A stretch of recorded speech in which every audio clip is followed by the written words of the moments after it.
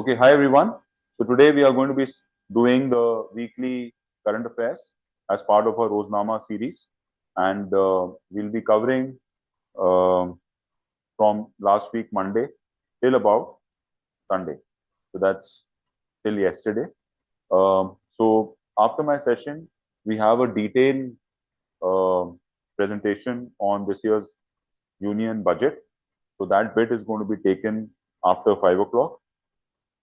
What I'm going to be doing is covering the important uh, current affairs events of last 7 to 8 days. So we have some 14, 15 pointers that we have to keep in mind. Okay. So first thing first,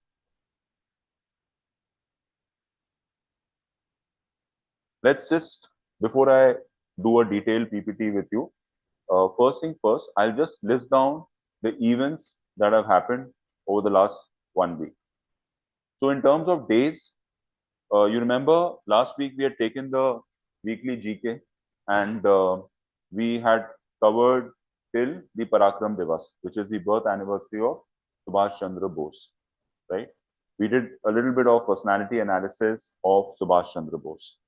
Now, in terms of days, if you look at it, the important days that we need to remember last week, one is the 25th of January, which is a National Voters Day, right? National Voters Day. Now, we have been celebrating this day since 2011, right? And why 25th of January? Because on the 25th of January, 1950, the Election Commission was formed, right? And Sukumar Sen became the first Chief Election Commissioner of India. And then we had a single CEC till 1989. And from 1989 onwards, from one Chief Election Commissioner, this increased to one Chief Election Commissioner plus two election commissioners, right?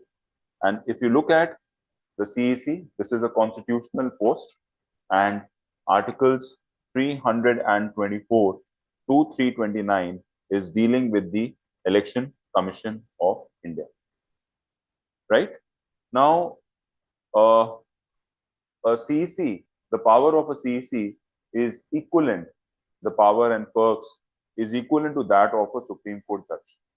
And even the removal of the Chief Election Commissioner, the process is the same that of a Supreme Court judge, right? So just keep this thing in mind. As of now, the Chief Election Commissioner is Gyanesh Kumar, and the election commissioners are Sukhbir Singh Sandhu, right? Sukhbir Singh Sandhu and Vivek Joshi. So these are the election commissioners. The election commissioners can be removed by the CEC by writing to the president. But for the CEC, the process of removal is same as the removal of a Supreme Court judge. Okay, so 25th of January is a very important day because that's a National Voters Day. Now, I mean, when you're doing this, you should generally, know about the articles. You should also know about that a chief election commissioner or an election commissioner, the maximum age is 65 years. The term is 6 years, right? Whichever is before. Also, you should know that the first place in India where the universal adult franchisee elections was conducted through the universal adult franchisee was Manipur. And this was in 1948. This was much before Manipur, signed the instrument of accession and became part of India. It was a princely state, and Bodhi Chand was a last ruler of Manipur. Okay. Also, the first place in India to introduce the electronic voting machine, EVM, was Kerala. There's a place called Pariyar in Kerala where the electronic voting system was introduced for the first time in 1982. ठीक है, केरला से याद आया, इस साल के पद्म विभूषण में 3 लोग हैं केरला से. ठीक है, so anyway, so 1982 at a place called Periyar, the EVM was introduced for the first time. Okay, and also you should know that the VVPAT, ठीक है, which is was introduced for the first time in Nagaland, and this was in 2030. Okay, the VVPAT was introduced. So there are two things we need to know. The electronic voting machine was introduced for the first time in Kerala, and the voting for the first time through EVM in a state or UT took place in Goa in the year 2004, right? But EVM for the first time was introduced in 1982 at a place called Periyar in Kerala, right? The VVPAT system of verification was introduced for the first time in Nagaland in the year 2030. So just keep these key points in mind, right? Okay. So this is an important day, and the other day, so 25th of January is a very important day, and next you should know about 26th of January, right? So 26th of January 1950, the Constitution came into force. It was adopted on the 26th of November 1949, and 26th of January 1950 it came into force, right? And the reason behind this was that on 26th January 1930 we declared this day as, you know, that every year from 26th of January 1930 we declared this as Purna Swaraj. So from a dominion status, we started asking for a Purna Swaraj, and we started celebrating this from 1930 till 1947, till India became independent, right? Also, we should know this, that this particular meeting of the Indian National Congress took place on the 19th of December, 19th of December 19th of December 1929, and then 1930 this was announced as Purna Swaraj. So we've been that is the reason. So there is a history to why we celebrate the Republic Day on the 26th of January 1915. The Constitution came into effect, but the Purna Swaraj thing was on 26th of January 1930, and the meeting was held on the 19th of December 1929, and this was Lahore, and this was the Indian National Congress meeting, and this was presided by Jawaharlal Nehru. Okay, that's the reason we have kept this date. The other important day that we need to keep in mind is 28th of January. Okay, this is the birth anniversary of Lala Lajpat Rai. Lala Lajpat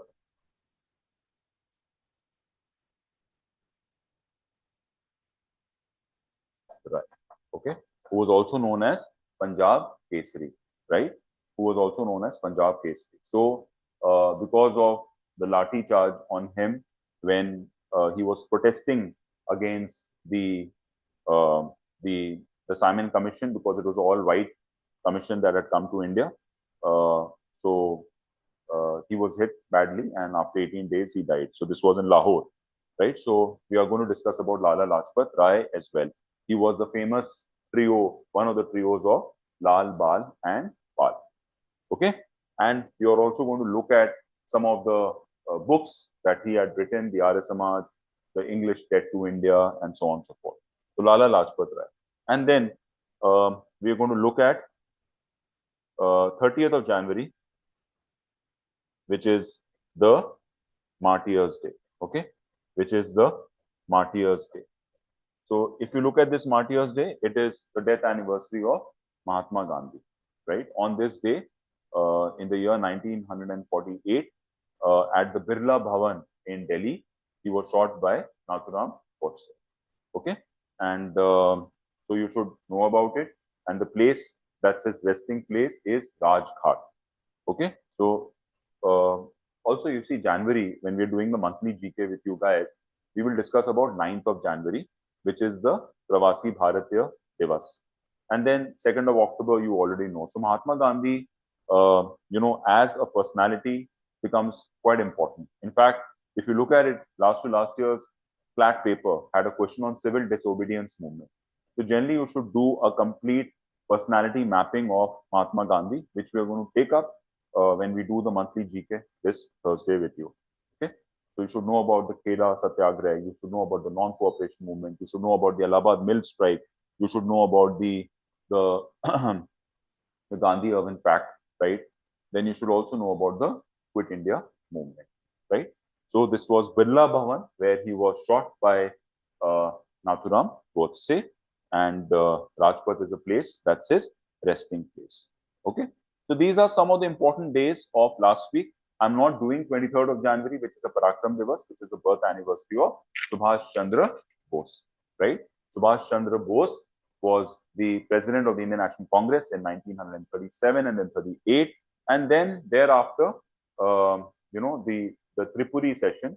Thereafter, he had Haripura and Tripuri, and thereafter he had ego issues with the candidate of Mahatma Gandhi, and then he left and then formed the Forward Bloc, and then joined the Indian National Army, which was founded by Mohan Singh.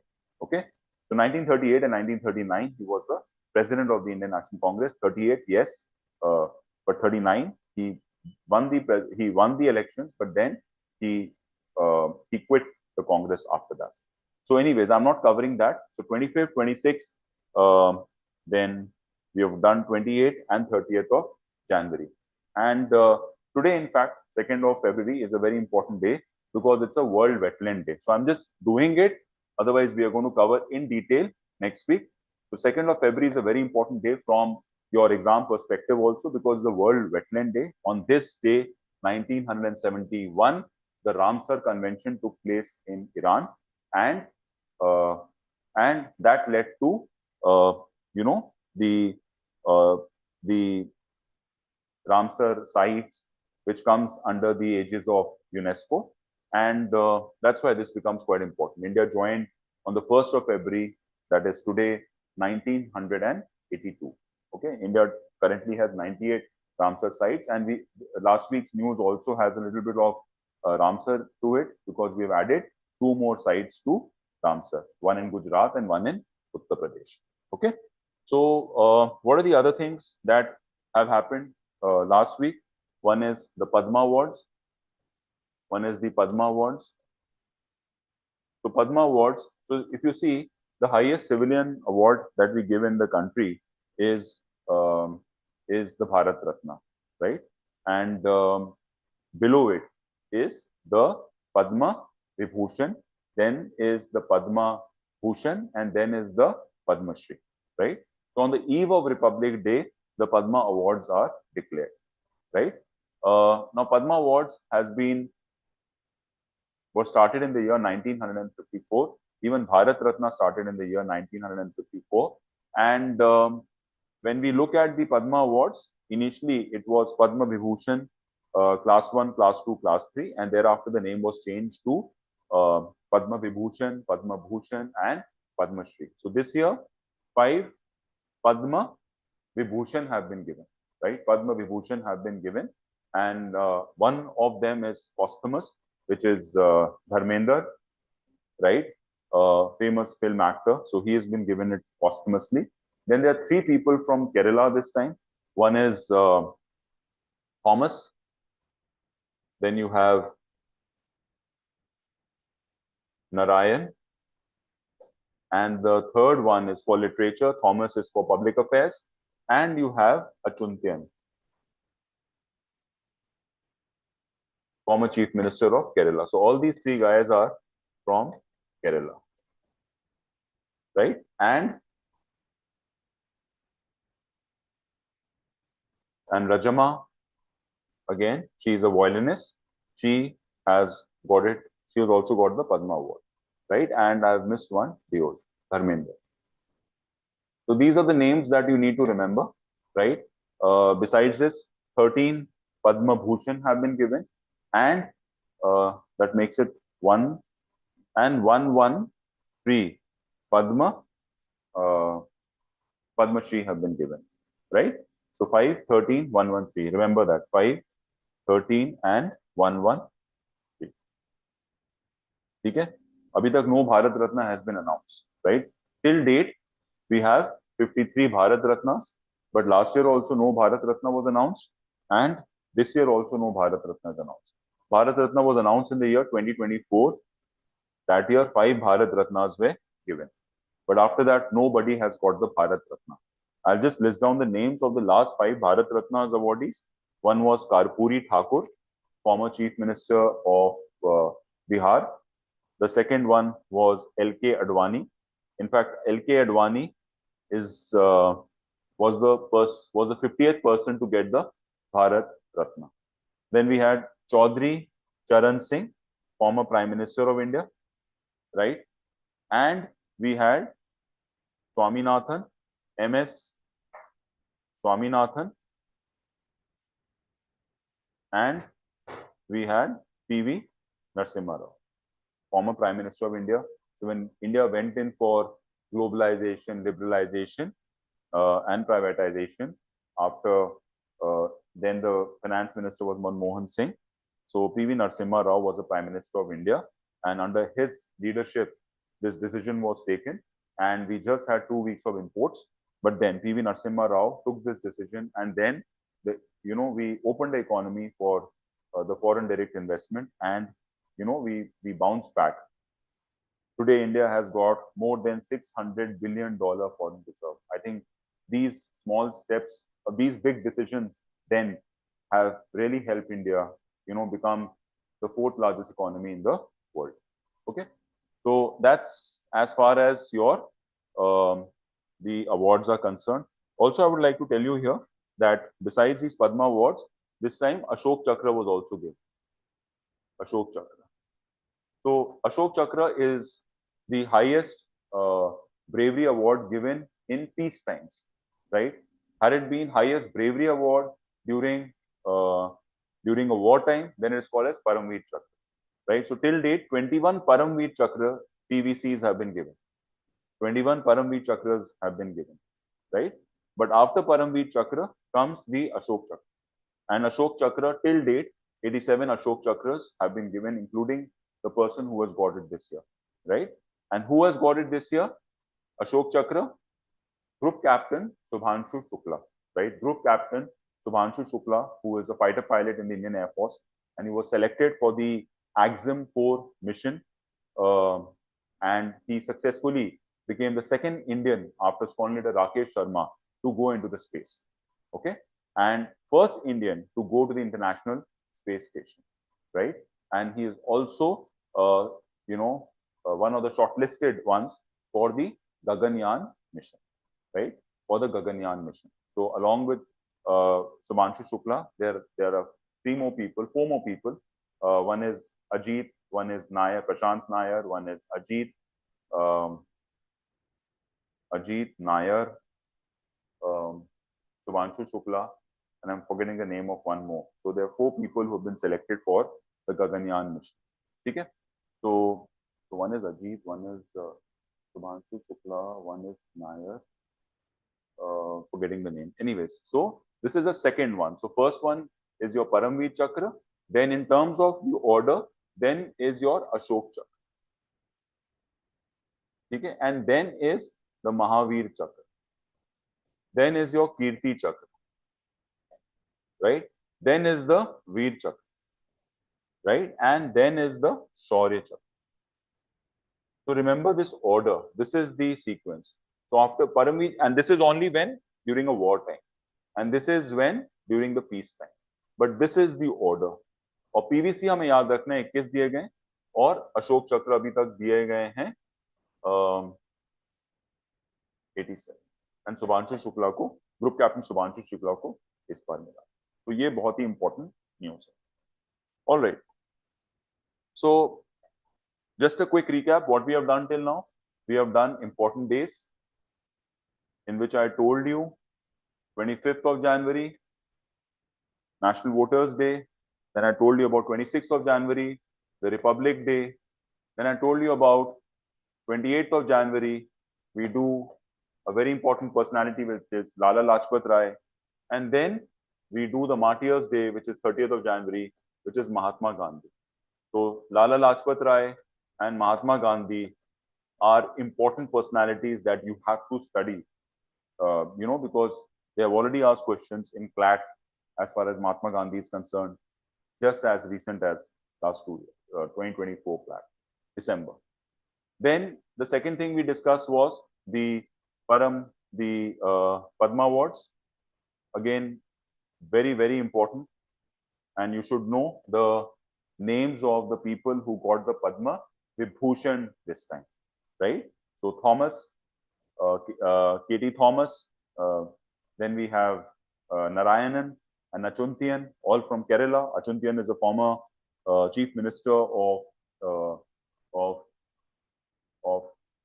Kerala. In fact, there are two of them who have got it posthumously. One is Dharmender and the other one is Achuntian, right? And besides this, we have Rajman, who is a violinist, right? So she's a violinist, right? And yeah, so we already mentioned the Padma Awards, so Padma Vibhushan, Padma Vibhushan, Padma Bhushan, and Padma Shri. Started which year? 1954. Right? Third, we discuss about the Ashok Chakra. Third, we discuss about the Ashok Chakra. And this time, group captain Subhanshu Shukla has won this award. Remember that. Okay. So now that we have done this, we come to the fourth important topic of last week.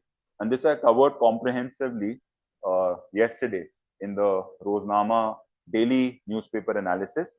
So that is the European Union and India free trade agreement.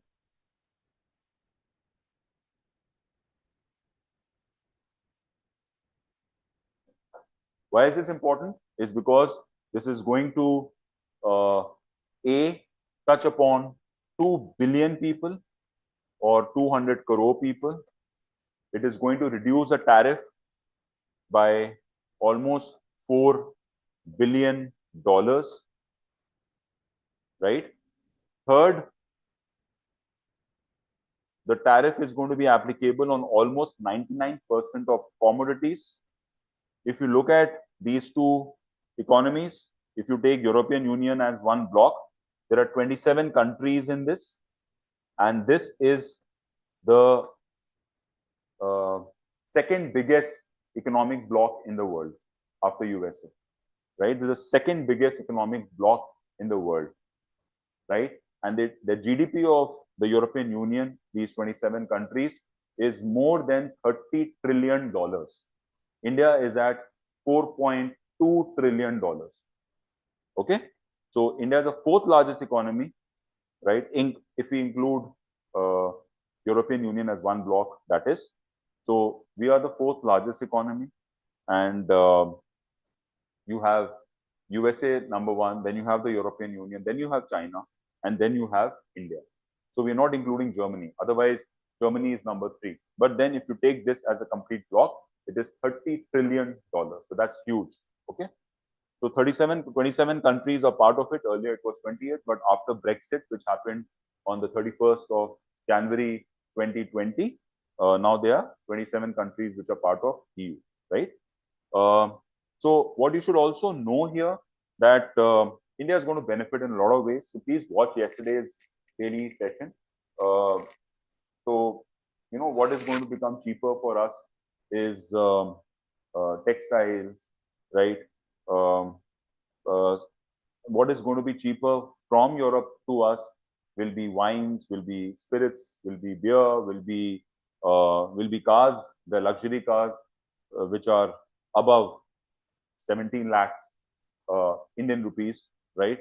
So these luxury cars, let's say a BMW, where a tax would be about 150%, those taxes are going to come down to almost 20-25%, right? So there is going to be a massive cut in the taxes, right? So, and when you have a free trade agreement, the procedural delays that happen, reduces. So, and this also adds to the India Made in India initiative that was launched on the 25th of September 2014, right?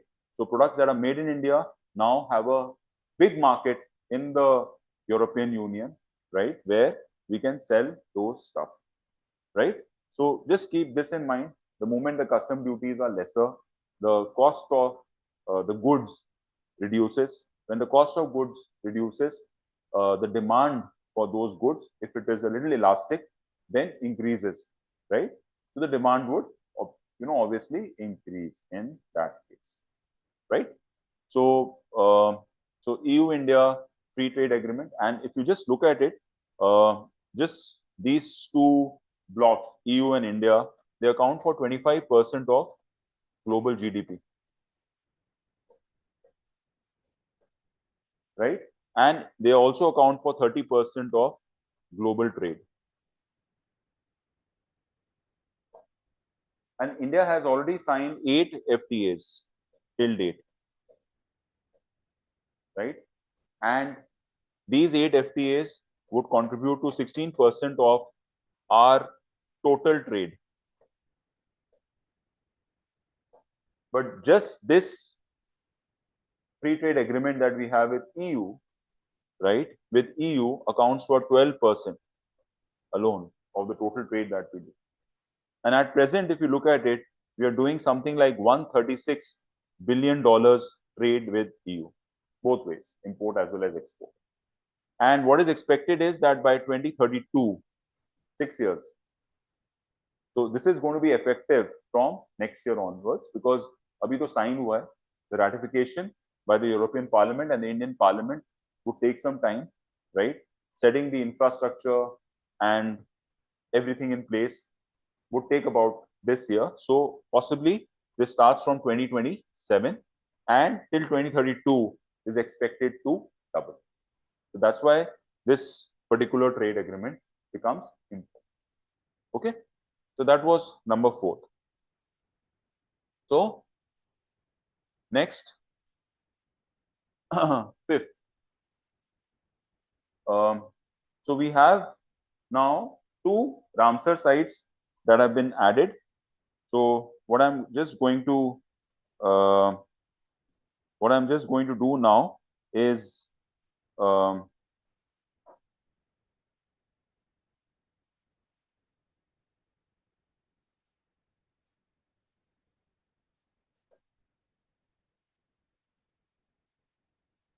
so 2 Ramsar sites have been added. Okay, 2 Ramsar sites have been added in India. What is Ramsar? Ramsars are basically the wetlands, right? To maintain the biodiversity. This conservation thing started after the Ramsar Convention, right? So Ramsar Convention, as I told you, was 2nd of February, 1971, and at a place called Ramsar, which is north of Iran. So it's a beach city. Here you have the Caspian Sea. और यहाँ पे Ramsar है. तो यहाँ पे convention हुआ और अभी इंडिया में टोटल 98 साइट्स हो गए. पहले इंडिया में कितने साइट्स थे? 96 साइट्स. ठीक है, और अब 96 से 98 हो गए. इंडिया में जो मैक्सिमम साइट्स हैं वो तमिलनाडु में है. Tamil Nadu has got 20 sites. And now with this Patna bird sanctuary, actually Patna bird sanctuary से कंफ्यूज मत होना, ये ईटा में है इन Uttar Pradesh. So now Uttar Pradesh has got 2nd largest number of sites at 11. Okay, Uttar Pradesh has got 2nd largest number of sites at 11. Okay, so remember this bit. Also, in yesterday's session, I had done a detailed analysis about Ramsar, but just keep this in mind that India is overall number 3 in terms of the Ramsar sites. The maximum being with UK at 176, the second with Mexico at 144, and third is India at 98 now. Okay, so this is important. Then there is also something known as the Montreux record. So this is a record that was set up in the year 1990. Montreux is a place in Switzerland, and these are basically a list of those sites which have been destroyed or in the process of destruction because of human intervention. So two of them, the Bharatpur Bird Sanctuary, also known as Keoladeo Natural Sanctuary, and Chilka Lake, they were added to the Montreux record in 1990, but Chilka Lake was later removed. As of now in India, we have two of them, which is Loktak Lake. This is in Manipur.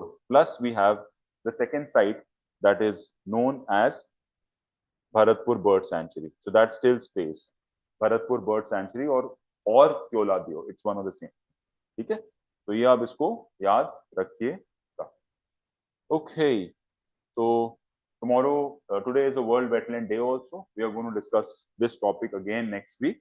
The theme of the World Wetland Day becomes important, right? Yeah.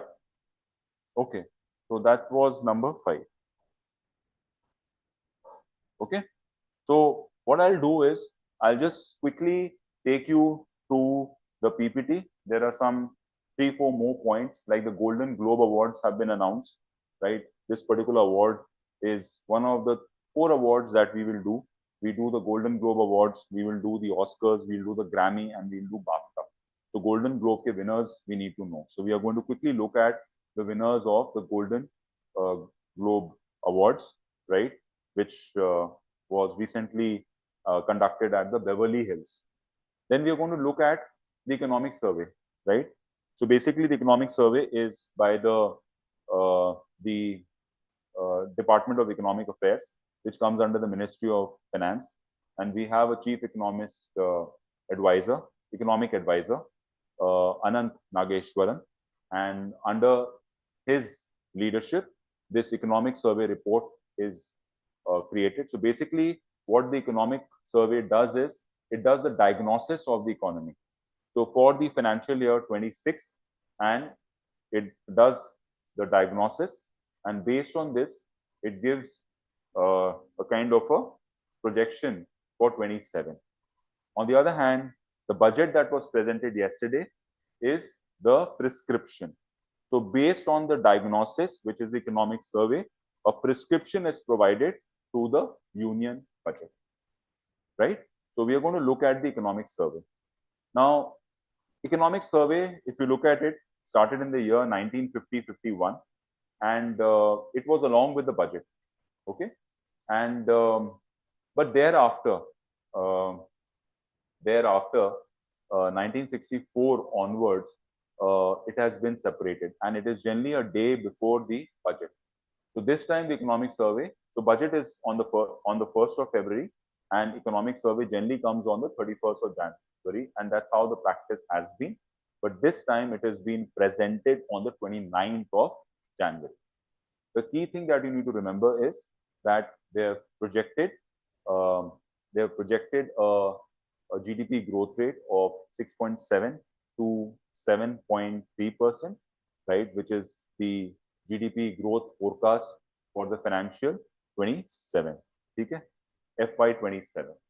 So more on this later, and just remember the name of the chief economic advisor, which is chief economic advisor, and that is Anant Nageshwaran, right? 1950, the economic survey came along with the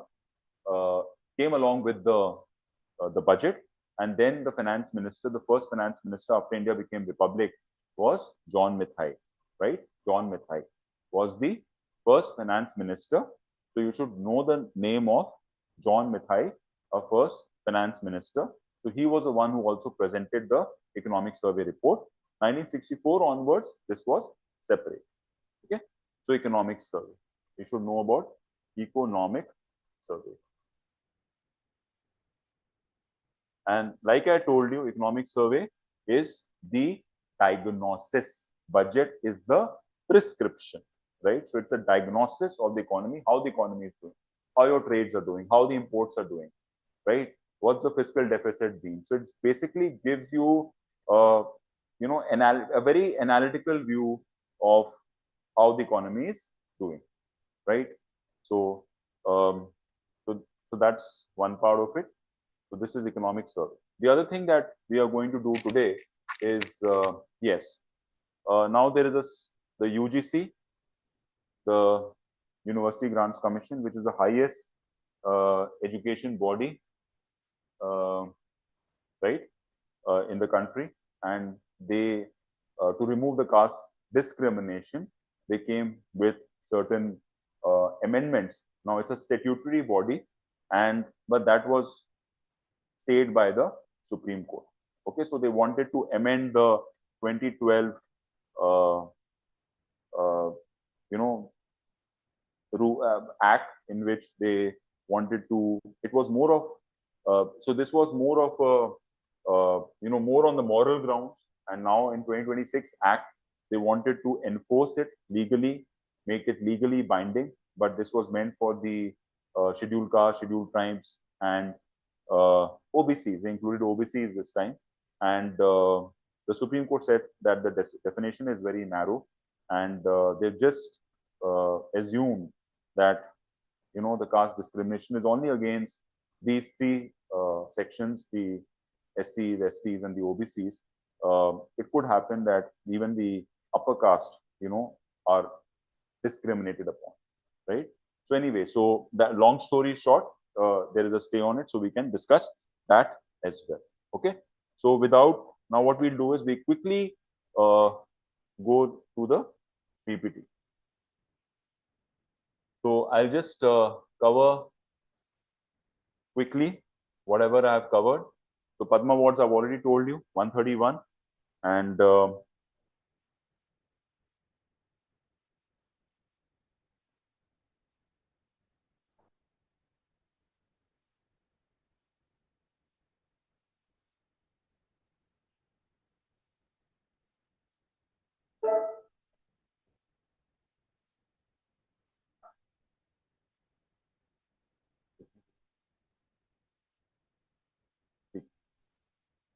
so just quickly I'm going to run through it now. The Padma Awards, 131 awards have been given. Remember this number: 5 Padma Vibhushan, Padma Bhushan, Padma Shri. The event started in 1954. So this time, just specifics here: 19 women have been given the Padma Awards. So 19 out of 131, right?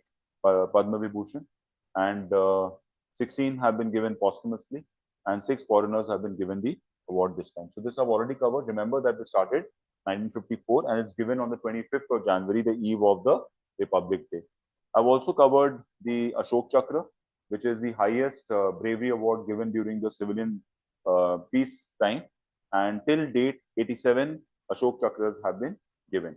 And this started in the year 1952, but it was retroactive. I mean, taking it from 1947 onwards, but award started from 1952. All right. The first person to get it was he was part of the Operation Polo. So Operation Polo was September 13 to September 18, 1948, when Hyderabad became part of India, and Havildar Bachittar Singh was the first person to get the first Ashok Chakra, and only 2 women have got it till date. In fact, on one of them, there was a movie, Neeraja. I think the name of the movie was also Neeraja, and Sonam Kapoor had played this role, Neeraja Behnot, right? Right? And the other one is Kamlesh Kumari. She got it posthumously, and she was killed during the Parliament attack in 2001. So that's Ashok Chakra, Subhanshu Shukla. Remember that. When did this award start? 1952. The first person to get it is Bachittar Singh, part of Operation Polo, What is Operation Polo to do with?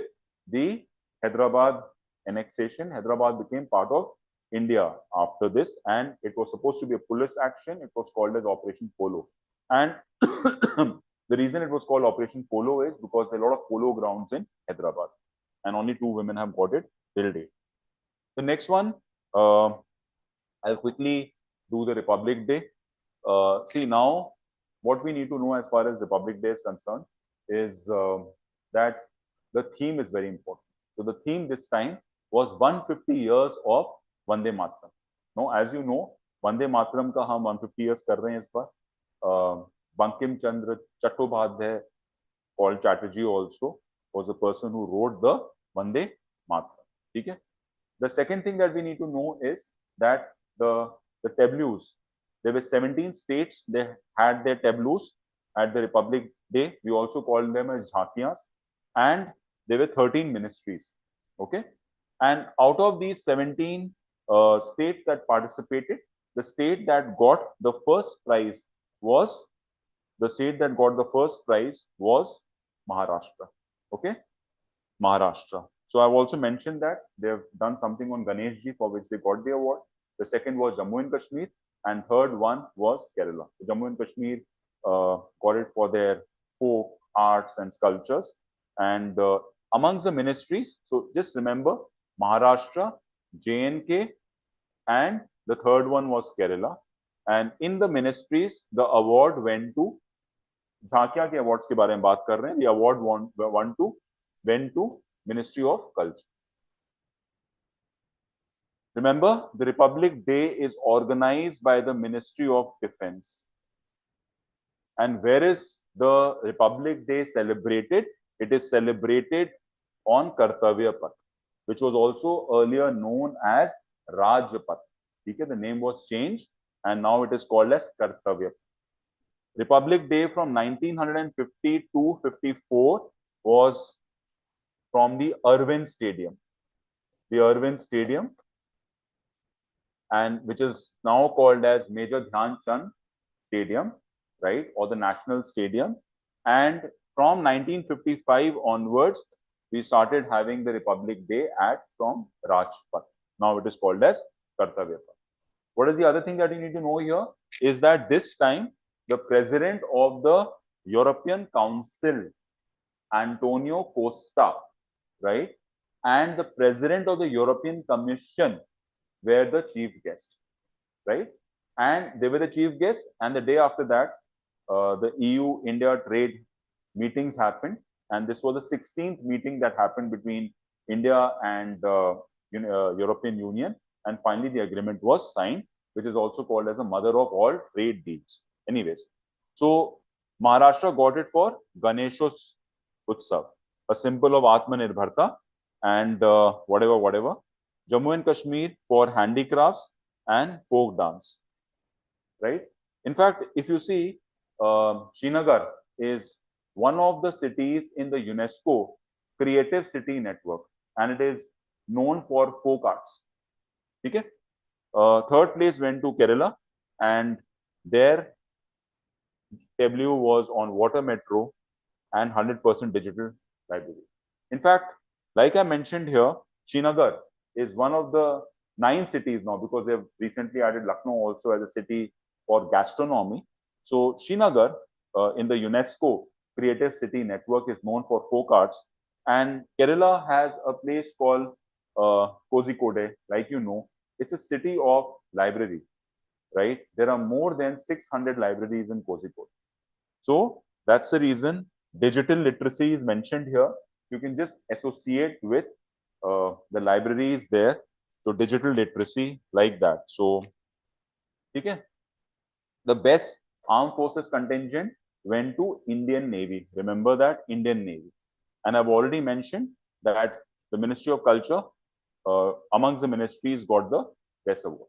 I've already given you a little brief idea that this was a Purna Swaraj resolution, and this was on the 19th of December 1929, and then they passed the historic Purna Swaraj resolution at the Lahore session by Jawaharlal Nehru, and 26 January 1930 would be observed as a Purna Swaraj Day across India. On this day, Indians pledged to reject the British dominion status and fight for complete self-rule. So till 1947, this was celebrated as a Poon Swaraj Day. From 1947 till 1950, 26 January, we were still a dominion, and we became a republic on the 26th of January, 1950. So I've already covered this. Also remember that, right, as the head of the state until the constitution came into force. So King George VI was the head till then. The first Republic Day, so I've also added this, that when we look at the Republic Day, we became a sovereign democratic republic. And then the 42nd constitutional amendment that took place, we added the socialist and secular to the preamble. Remember this. Earlier it was just sovereign democratic republic, right? And then we added socialist and secular. And which amendment was this? This was a 42nd amendment, right? So the person who was invited as a chief guest of the first Republic Day was Sukarno. And Sukarno was the president of Indonesia. Okay, was a president of Indonesia, right? So Indonesia also had a similar history. They were under the Dutch occupation, and they also got independent in 1949. Jawaharlal Nehru invited Sukarno as the chief guest, the chief guest of the first Republic Day. Okay, so just this bit about Republic Day you should know. Now, Lala Lajpat Rai as a personality becomes important. So I've already mentioned they is part of the trio Lal, Bal, Pal, the lathi charge that led to his death, and this was protesting the Simon Commission because it was an all-white commission, and this happened in Lahore. Also, the books that has been written, Arya Samaj. So Arya Samaj, you know, was founded by Dayanand Saraswati. So that I've also mentioned here. Dayanand Saraswati's name was Mool Shankar actually. You know, so whatever you get, just keep doing some link ups. So it is always better because you get to know so many other things. So from Arya Samaj, you can pick up Dayanand Saraswati. Then Young India was the second book that Lala Lajpat Rai wrote. And the third one was England's Debt to India. So three books, Young India, the Arya Samaj, and England's Debt to India, right? So that's about it. Protesting the Simon Commission because it was an all-white commission, right? And why did Simon Commission come to India? Because the 2019 का जो act था उसको देखने के लिए आया था. तो 1990 में Montesquieu रिफॉर्म जो हुए थे उसको 10 साल से आना था, बट वो लोग 2 साल पहले आ गए. ठीक है. Then let's come to the Golden Globe Award. This award started in the year 1944. California, Beverly Hills, California. Best film जो है वो किसको मिला है? Hamnet को मिला है. Best film in the musical category, that has gone to One Battle After Another. One Battle After Another, right? And best actor किसको मिला है? Wagner Moura got it for The Secret Agent. Best actress किसको मिला है? Jessie Buckley for Hamnet. ठीक है. So best film has gone to Hamnet. In the musical category, it's gone to One Battle After Another. Best actor is Wagner. Best actress is Jessie. Right now, it so happens that we are going to watch out for the BAFTA and also the Oscars, and mostly the awards, the actors and actresses don't change. So just start doing it, and we'll just wait for the Oscars because that's going to happen anytime soon. And then we will see whether we have to, you know, have different names for everyone, or it is the same thing that we need to remember. Okay. So Hamnet, One Battle After Another, Wagner, Jessie are the 4 names that we need to remember. Okay, so I've already mentioned to you about the UGC bill, right? And this was the rules where they wanted to update the 2012 rules, right? So that's a key point that we need to remember here. And when was UGC set up? 1956, and it is a statutory body. That's what I've mentioned. It's the Ministry of Education. Okay. Now, this was a particular act that they wanted to, regulation they wanted to get, which is called the Promotion of Equity in Higher Education Institutions.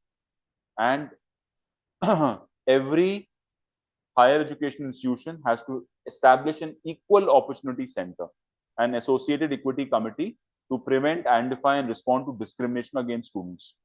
But here, the discrimination that they're talking about is the SCs, STs, and the other backward classes.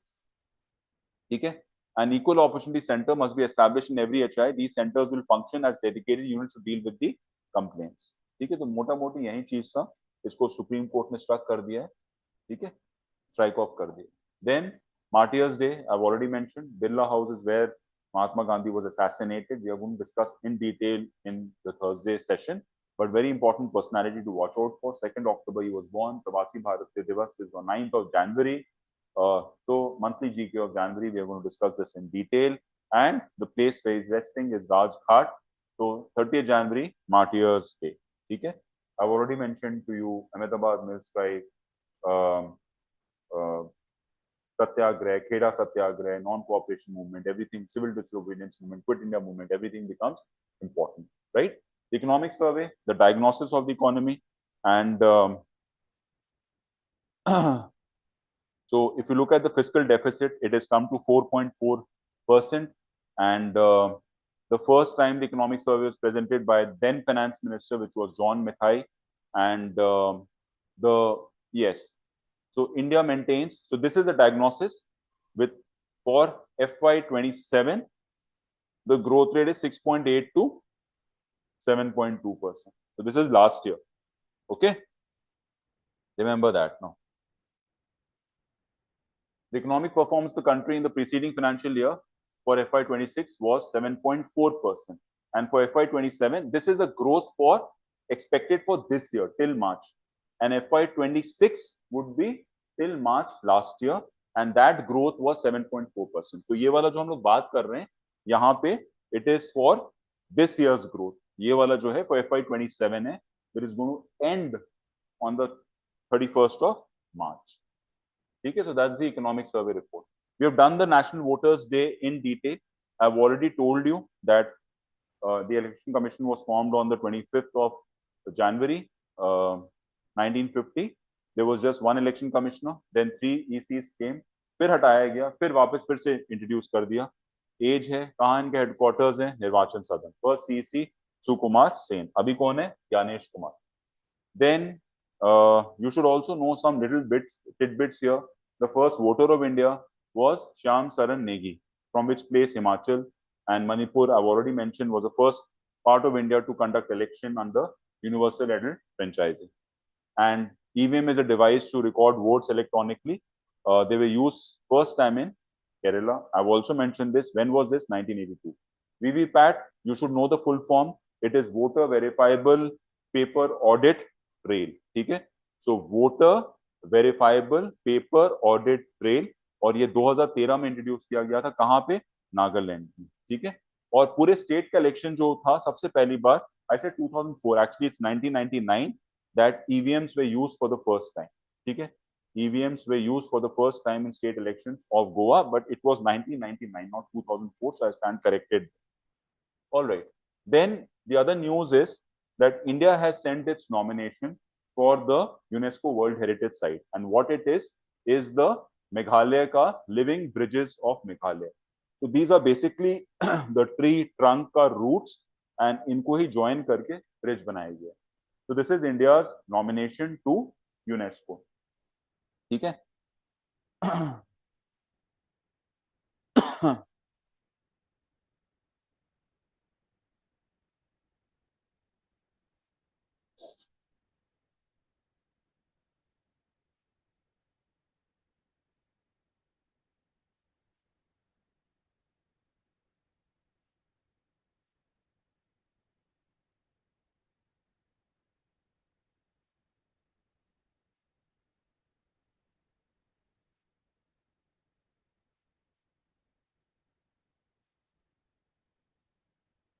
ठीक है, तो ये याद रखना. अभी India में generally कितने sites हैं? इंडिया में 36 जो हैं कल्चरल साइट्स हैं, 7 जो हैं नेचुरल साइट्स हैं, और एक जो है मिक्स साइट है. तो इंडिया में अभी टोटल 44 यूनेस्को के वर्ल्ड हेरिटेज साइट्स हैं. ठीक है, और यूनेस्को कहाँ पे है? UNESCO is based eight Paris, ठीक है। और यूनेस्को का सेटअप कब हुआ था?